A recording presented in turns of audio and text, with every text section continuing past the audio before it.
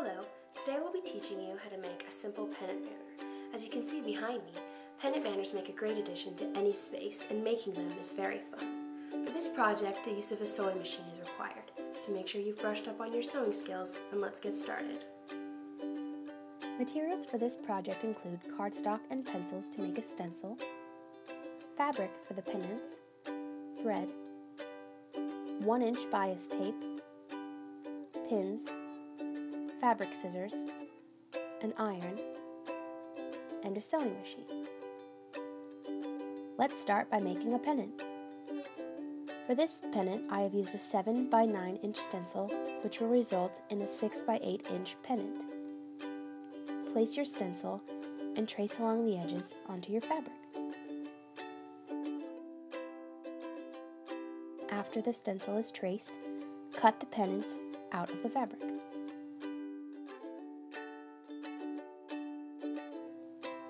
Each pennant requires 2 pieces of fabric.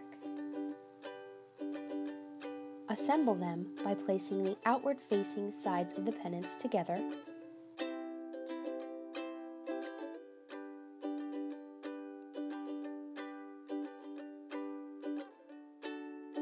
and pin along the sides.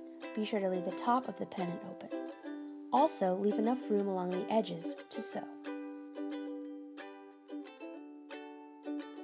Use a sewing machine to sew along the edges of the pennant.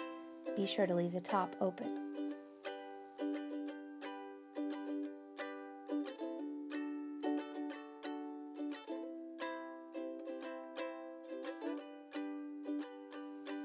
After the pennant is assembled, remove the pins,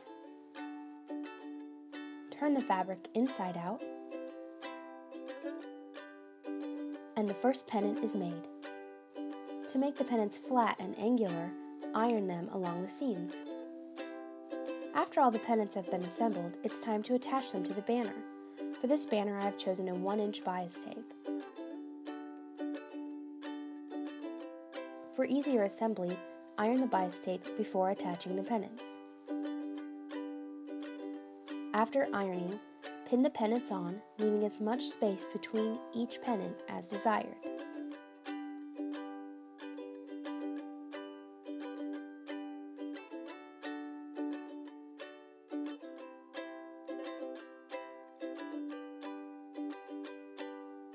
Use the sewing machine and sew along the length of the entire bias tape, removing pins as you go.